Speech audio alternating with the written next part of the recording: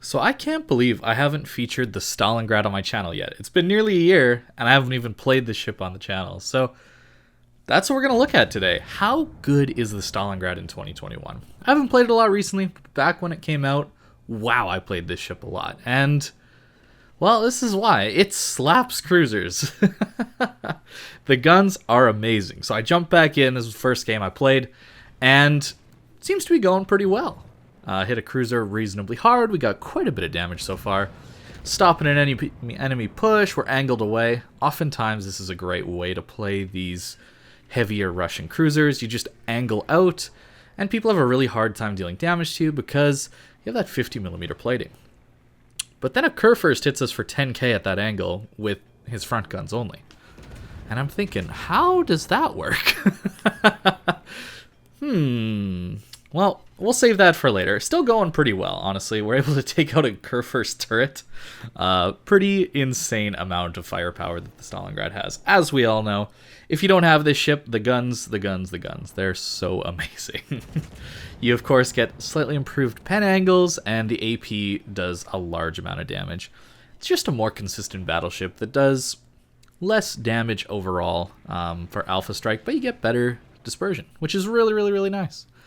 Another feature of the Stalingrad, of course, is it's got long-range AA and, well, a defensive fire that lasts 60 seconds. So if an enemy CV just sits in your AA, you can shoot down a lot of planes. And there goes all 9 of the Immelmann's bombers. Skip bombers is what they're called. But we end up getting triple capped, and it's time to push in at the end of the game. It's basically a lost game, as you can see, but we gotta push in anyway. Let's see how tanky the Stalingrad is versus, well, most of the enemy team left. They're all gonna be focusing on me. Luckily able to dodge the torpedoes. Of course, that's not guaranteed in something like a Stalingrad. You're big, you're slow, you're clumsy, and you don't get a hydro. So torpedo dodging is just intuition and luck. But we are killing planes, which is really, really, really nice. Something that the Stalingrad often struggles with is when the enemy CV can really get a hold of you. That makes it really, really hard to play this ship. Unfortunately, we're not aiming well, or dispersion is trolling us a little bit on this broadside Des Moines. But that's going to happen. I mean, this ship is not a cruiser, it's not a laser beam, it's not the Elbing. It does not have the best dispersion. It's better than battleships, but it's still not the best dispersion in the entire game. But it works out pretty well. Unfortunately, this game is over, but let's test out these improved pen angles. Stalingrad at less than 30 degrees angle to us. Every other ship, normal AP would bounce there. We get 3 full pens and take them out. But that's it. We can't bring that one back. So first game ends in defeat, unfortunately. But that's okay. Surely we're not going to go on a string of defeats, right? Stalingrad is such a good ship that we can just carry our way through things. That's at least how I remember it, right? Well, second game we get stuck in C, and we're triple capped again. Not the best of starts. The HE on this ship is not amazing. It's okay, it works in a pinch, but you really do want to be shooting AP the most of the time. A lot of times you're shattering, or if you do hit, well, you're not getting the most damage out of a lot of these salvos. 3 pens, 3,000 damage, right? It's not the best DPM. You're playing this ship for the AP. And well, the AP is really, really nice. Petro goes down. Unfortunately, I think I'm getting flanked. So I popped my radar, started reversing, and sure enough, the daring is going to come for us. Now, I don't immediately start going forward again, because I want the daring to think that I am going to continue reversing. I was spotted a little while ago, reversing, and I don't want to pop out in front of this Yamato yet until I think the daring is going to get behind this island. And that way, I'm not at risk of torps when I go YOLO this Yamato. And speaking of YOLOing battleships, well, Stalingrad is pretty good at it. You have a 50mm icebreaker, so nobody's going to be overmatching you into your citadel from your bow. Of course, they can get some really nice pens into your upper bow, but, I mean, not everybody knows that. And if you take the right angle, you can bait people into shooting your broadside. Of course, they're going to go right through it like butter if you don't angle enough to get those auto bounces. And fortunately, we get lucky enough that this Yamato fires right before we get around the corner. Very lucky situation here. And, well, we're keeping an eye out for the daring. And I think at this point, he's probably coming up behind me, which is really, really, really a good thing. So we wait until the Yamato shows us the cheek. There's those auto bounces, awesome. And, well, I did not continue turning. Notice how I've kind of kept going straight, and he gets a double citadel with his back guns. So well played to that Yamato. He waited just long enough to nearly kill me. If he got all three, he probably would have killed me. And sure enough, the daring does come around behind us. Unfortunately, though, this game is getting a little bit out of reach, and that's sad.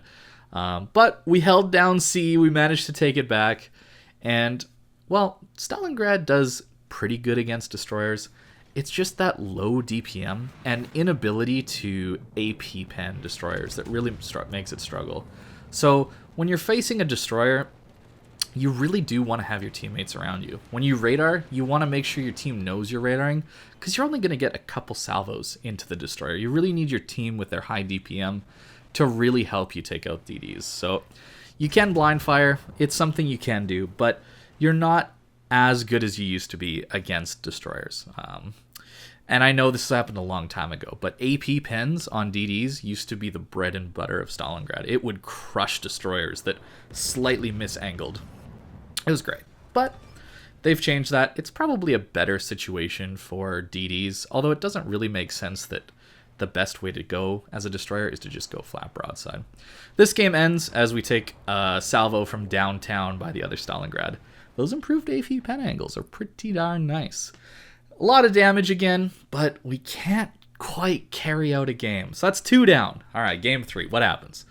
Well, we're taking up a somewhat central position. A lot of times battleships and destroyers like to go up and down the 1-2 line, so I'm trying to offer a different angle. Playing a Stalingrad, you have the speed to get into different positions that enemy battleships, or friendly battleships, won't be going to as quickly, so maybe you can get a few more broadside shots. And when you do get broadsides, these guns are amazing. Even without citadels, 16,000 damage to occur first. Stalingrad guns are awesome. They're really, really, really nice to use. And even something like a Petro that you would think, well, it's not that easy to citadel, right? Petro is notoriously difficult. Well, even at 50-degree angle, we can get a citadel in there and 22,000 damage. It's very, very, very nice.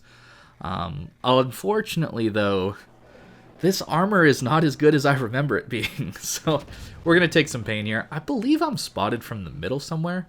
I'm not really sure what is actually spotting me, but maybe it's a Shimakaze somewhere in the middle that's just pushing up, because we don't really have any mid presence. But there we go, another 10k salvo into us, and a little bit more, and we're down to 53,000 HP. I do have the ability to heal a lot, right? We have nearly a 13,000 HP heal, and you get 4 of them, so it's still a pretty tanky ship, but it's not quite what it used to be, or is the feeling I'm getting. You, of course, don't get access to fire prevention anymore, and that's where you want to play a little more around islands. And that gets you out of line of fire from a lot of HE. Another 18,000 damage salvo into the Kurfürst there. Pretty awesome stuff there. But the Kurfürst gets his back gun on us, and we slightly misangle, and we eat another citadel. See, I remember bouncing a lot more of these. I'm probably wrong, and I'm probably misremembering this back in the day, but I remember Stalingrad at around a 30 to 35 degree angle. It would just bounce everything. But I'm getting citadel, I'm taking pretty big damage from weird angles, at least in my opinion. And it's been Kurfürst too. That's 2 Kurfürsts and a Yamato that have absolutely crushed me. Get lit on a double fire by the Henry, so we need to reverse back a little bit. But taking a position like this, while risky of getting wrapped on, right? People catching your broadsides, I'm able to stop a push coming up middle here. And we get 12,000 damage into his superstructure. Again, German superstructures, right? Not the most tanky thing in the world. Lots of HP to take out. We can take him out here. Maybe our team does. And we get crushed again by another Kurfürst with just his back guns that time. So really making sure you angle is important. Of course, he can overmatch the stern, but that's a kind of a harder target to hit. So far, lost 2 games, and we've been crushed by battleships the instant we don't angle properly. Which is good. Honestly, I'm not upset. I would love for all cruisers to get punished really hard when they don't angle properly. I think that's great game design. unfortunately, that's not very consistent. It seems consistent with the Stalin, but, you know, you play your light cruisers and you go broadside and you just eat overpens. Nice citadel into the Petro, and we end up killing him off. Of course, Stalingrad is very good in those kind of scenarios where you're catching someone broadside whose hull is at least thick enough to arm your AP, and, you know, you're not going to overpen through it. And, of course, having a radar is a nice bonus on this ship. It doesn't last terribly long, and the main issue is your just lack of DPM for killing things. I was hoping that by spotting this Shimakaze, my team might be able to get some chip damage in on him. And the other thing is, I know where the Shimakaze is, so I can turn and try to avoid his torpedoes, right? We're not going to push bow into a Henry, especially at this HP, and we definitely would have eaten those torps if we had continued. So using a radar, not necessarily to deal damage, but to get information so you can play and position better, can be a good use of your radar. Unfortunately, though, that's going to be pretty much it for this game. I'm on really low HP, and there's not a whole lot left for me to do. Again, another double fire. We're trying to only use our repair when we know we're getting into a safe position. 160k, not bad, but another defeat. That's kind of weird, huh? At this point, it's been nearly an hour, right? That's 3 games, and, you know, it's not quite 20 minutes a game, but it's close. So we're at nearly an hour, and we've only lost games so far. So I decided to kick it back to basics, and we're going to run a bow-in Stalingrad on a flank using an island as cover. There's no CV in this game, that's why that's possible. And we're just going to see what happens. We're going to try and hold this flank. You can see my entire team is basically on the C flank. So to me, at this point, we're going to win C. I just need to hold here. Just a few little spoiler, we're not going to win C. But I don't know that yet. So I'm chilling here. I've got a Thunderer to stop. We ended up killing the Elbing, which is really, really, really good, because that guy could be really scary if I decide to push and then he's on my flank. Thunder, of course, he's just going to spam HE at us, and we don't have fire prevention, and we take really long fires. So we just are going to back around the corner. There's no point in fighting this guy right now. We need to wait until it's just a better scenario. We wait until he's fired his last salvo, we're relatively safe, and then we use our damage control. That's going to be the key in Stalingrad, knowing when to use your damage control, when to hide, get back in cover. You're not a full-blown battleship, and you can't play it like one. So using islands correctly and limiting the number of people that can shoot at you is really important. You can see a Minotaur and a Des Moines are setting up around the G5 area, and, well, if I push out of here, I'm just going to get crossfired by those guys and these 2 battleships. So time to sit still. And besides, we have great shots right now. 24k into a Vermont. Really, really, really nice stuff. I really enjoy these guns. Honestly, if you're tired of battleship dispersion, Stalingrad is the ship for you. I really do believe that.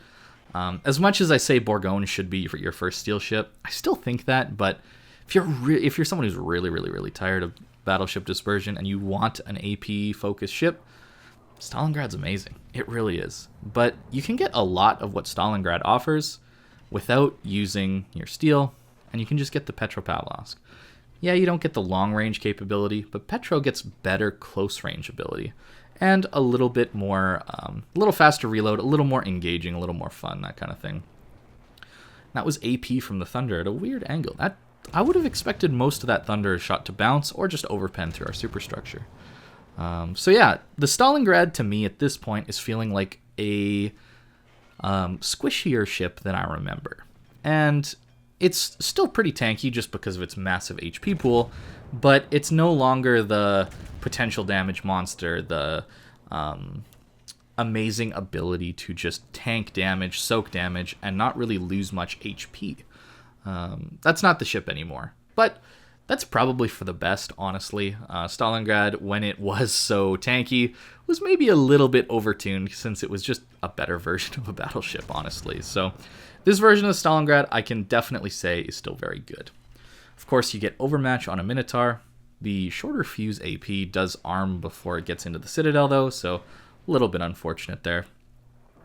I am playing a little bit risky here by offering up this much angle to the Petropavlovsk in front of me, because his improved pen angles can definitely pen me through this, I believe. We're just not getting citadeled quite yet, which is pretty lucky. So I'm going to turn in and try and angle a little bit better.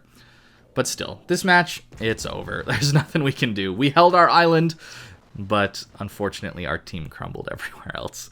And I was pretty upset. I wasn't happy after this. I thought, man, what do I got to do to get a win here? Maybe I just should stop playing, that kind of thing. But we'll continue on for one more. Look at how big our heal is when we use Will to Victory and a heal at the same time. Pretty awesome stuff. But yeah, it's not going to be enough to save this one. Perhaps if I had saved my shot here just for a little bit longer, I would have caught the broadside of the Petro and maybe Dev struck him, and maybe I could have done something, because, again, there's only 4 ships left, and there's, well, 2 of us left. So this was a reasonably close game, even though the score didn't really show it.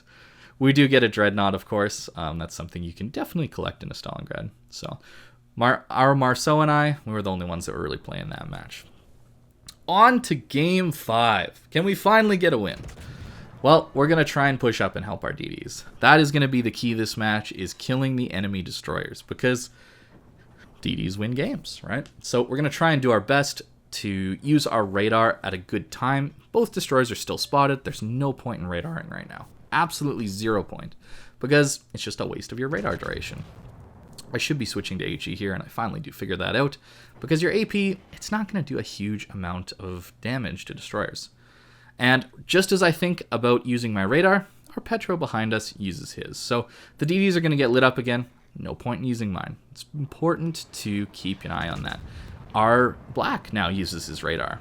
Again, no point in using our radar. They're going to stay spotted, right? Timing these things is really, really, really important. And our Worcester gets a lucky detonation on the Kitakazi. Unfortunately for that guy, he's no longer getting flags. Thank you very much for that change, Wargaming. That's a really great player-focused change that you've made. I'm glad it creates a better user experience. If you couldn't tell, that's sarcasm. It's horrible. It's a horrible change. And at this point, I don't pop my radar quite yet, because the DDs, well, they're kind of safe. And I'm thinking, well, are we in range of a Smolensk here? Shooting at broadside Smolensk can yield some pretty high damage for something like a Stalingrad. Although, I'm just a little bit too close. The arcs don't quite go over the island. And that's kind of the issue with the Stalingrad, right? If you're going to be shooting at things, you kind of have to be in the open. You don't have this ability like a lot of the American cruisers do to just, well, shoot from over islands from relative safety. And we get only one Citadel. He's low, so I'm thinking about blind firing. And Stalingrad's not bad at blind firing. The issue is, of course, you don't have a spotter plane. But realistically, though, I should be leaving this position. There are 2 Smolensks here, both shooting HE at me. And like I talked about earlier, the ship is very susceptible to fire damage. You take a lot of damage from those fires, and you have no fire prevention to limit the number of fires on your ships. So I should be going forward here. I don't know why I sat here for so long. And then I make another mistake. And the second mistake is damage conning a fire before I am safe. That's a huge mistake. I also get impatient and don't shoot at this Smolensk. He pops up right as I shoot. There's my damage con. While I'm in the open in front of a ruined Smolensk and a Smolensk. Don't do this, right? Don't do this, because they're going to get a fire. It's Smolensks. Like, it's not even lucky if they get a fire here. It's just basically guaranteed that they get a fire here. So this is a really, really bad thing I did. And don't do this in your Stalingrad. There's one, and I'm going to cut, but I actually end up eating 2 fires there. So we're low on HP, and, well, we've got to push a flank here, because the enemy team has full control of the other side of the map. And we need to take some map control, otherwise we're just going to lose this match. So our Worcester pushes up, I push up, and our Petro pushes up. This is a pretty strong push at this point, especially since there's not too many battleships this game. It's a lot of cruisers. So a Stalingrad and Petro pushing is very, very tough to deal with. Unfortunately, we eat a torpedo there. You know, it's not the best torpedo dodging ship in the world, but that's okay. We got islands to push up to. This is something I'm going to do a lot. I do this in my secondary battleships. Anytime I'm pushing, I always look for the next safety point, almost like a checkpoint in kind of the old school games like Crash Bandicoot, right? You get a checkpoint and then you can move on to a harder area without having to be reset back to the beginning of the level. In this case, dying instantly. So our Worcester decides to showcase what happens when you don't intelligently use islands. No offense to him, but yeah, I don't know about turning flat broadside there. But regardless, we're on the island. We've got a pretty decent forward position, but we have a DD on our flank, and that's a problem. You can see I'm very, very, very worried about this, as well as a ton of HE spammers. So we pretty much just kind of have to hold here. It's going to be really, really, really, really difficult, but we have to hold here. There's not really an option to push into this. We need to prevent the enemy team from getting into C, and we need to let our CV soften these guys up a little bit. That's going to be the goal here. We have decent AA left. Petro and a Stalingrad definitely can hold their own against a carrier with defensive fire up. I'll show you my build after this, but I'm also running some AA upgrades, which do help out a lot. And if any of these cruisers give us broadside, we're going to be punishing them, hopefully, right? That's going to be the whole run through with the Stalingrad. So while we're chilling here, let's talk about, is the Stalingrad worth it in 2021? Yes, I do think so. Even though I lost most of these games, well, I did enjoy my time with it.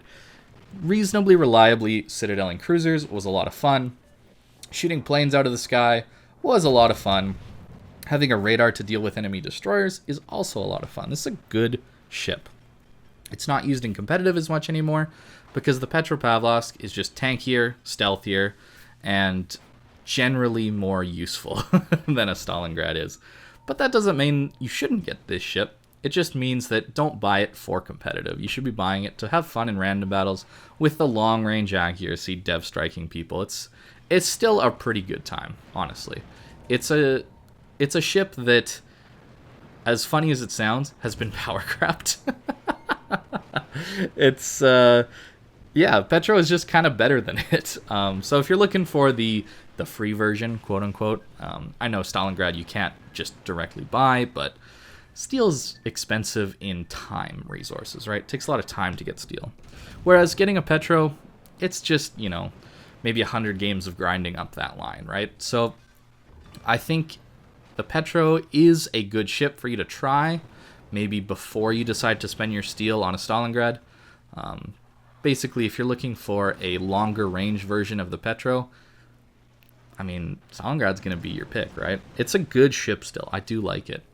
The Petro, though, is tankier for sure. You can see how, even though our Petro doesn't have an engine, and he's burning, and he's getting shot at a whole bunch, he's not really dying all that quickly. So it is a much tankier version of the Stalingrad. And as an added bonus, I believe on the Petro you don't take as long duration fires, so that is just a nice little bonus to have. So back to the game though, we've done all we can bow on there. We really need to get behind this island. I've used my heal, I've activated the Will to Victory perk that Kuznetsov has, so we've used up all of our healing this game. We have 16,000 HP, and that's it for the rest of the game. So what am I going to do? I'm going to try and help on these destroyers. As an added bonus of me being here, I am preventing this Lion from pushing in. He's low enough HP that he probably would die to 1 or 2 salvos from me, and with our Petro bow tanking on the other side of this island, it's important for me to keep the Lion from getting onto the Petro's side. He'll stay alive for a long time in that Petro, so long as a battleship doesn't get to his side. So we're doing a couple things by coming over here, helping us stay alive, helping our team deal with the DDs in the middle, and preventing our Petro from getting flanked. All very, very good things. And we're doing this on relatively low HP. We don't have a lot of combat power left. We don't have a lot of pushing power left. But you can still be useful to your team just as a deterrent, right? If somebody's got to push into you, they're at the disadvantage. You got to remember that. So a Stalingrad can be useful even on relatively low HP. I decide to back out, though, just to see if I can maybe catch a broadside on one of these cruisers that are, killing our Petro here. But he's lasted a long time, so props to him. That was well done. Even though it's a tanky ship, you still can die relatively quickly if you play it incorrectly. So good job to him. Unfortunately, there are no broadsides to be found, so I launch a salvo out and then quickly duck behind the island again because, again, we suffer to fires. We die to fires very quickly, so we can't be sitting in front of a Nevsky and a Yoshino. Our CV has been doing a pretty solid job of well, stopping the enemy team from pushing. He ends up killing the lion. And, well, I just sat behind this island for a couple minutes, I'll be honest. Just waiting for the game to come to me, right? There's no point in pushing. We're ahead on points, but we're down on caps at this point. So trying to, again, just deal with these destroyers. The Oster in the B cap does get an angle on us for torps, but he was spotted there recently. We knew he was torping this gap, so we got out of the way in time. So the Stalingrad is a ship that, well, it used to be so overpowered, but I don't think I would say it's overpowered anymore. With the way carriers can crush this thing, something like a Midway HE dive bombers or AP dive bombers, wow, absolutely roll a Stalingrad.